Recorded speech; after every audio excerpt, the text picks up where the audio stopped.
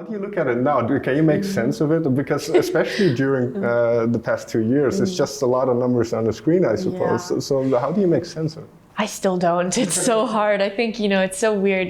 I feel like as humans, we're probably not well equipped to translate like a number on a screen to an actual quantity of people, but playing shows has helped me a lot in understanding that, and seeing people sing along and hearing them sing along to lyrics that I've written has been really rewarding and nice. And but it's still strange to me. I mean, even like I put on Twitter today, I was like, I'm in Amsterdam, and people were like, oh my gosh, I'm 20 minutes away from you. And I was like, that's so strange that someone lives 20 minutes away from where I am in this country I've never been to. Like, it's so strange. So no, it doesn't get any more normal for me. You seem like, obviously I don't know you, I just met you, but you seem like quite a down-to-earth person. Is it difficult? Do you feel pressure because of this audience that you now have? I do some ways. I think, I'm really lucky that I think it was an advantage almost to start when I was younger in some ways, even though there's also disadvantages when you start when you're younger. I had no sense of self at that point.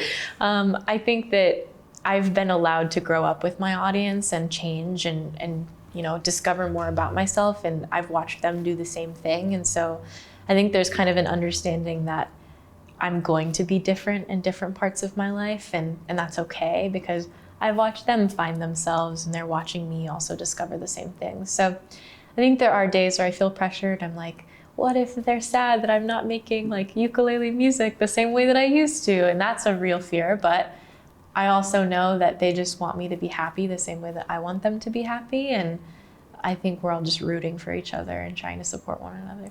That's very good to hear. Yeah. Mentioning change, and you kind of alluded to it in terms of the music, where it's heading. What gives rise to your kind of musical ideas these days, and how do you see that development from when you were 17? Yeah.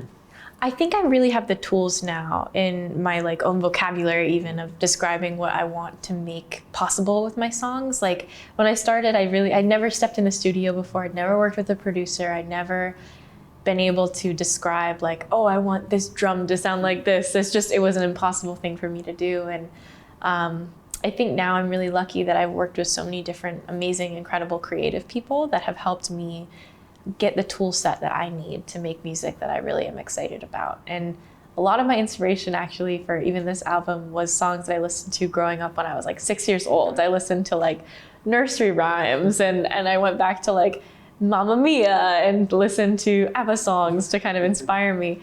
And that's the music that I think when I first discovered music, that was what I loved. And I still love to listen to those things. But I wanted to make songs that felt like nostalgic and reminded me of the very music that got me to love music in the first place. So I looked really far back to try and find inspiration and to use the tools that I've gained over the last few years to try and make that.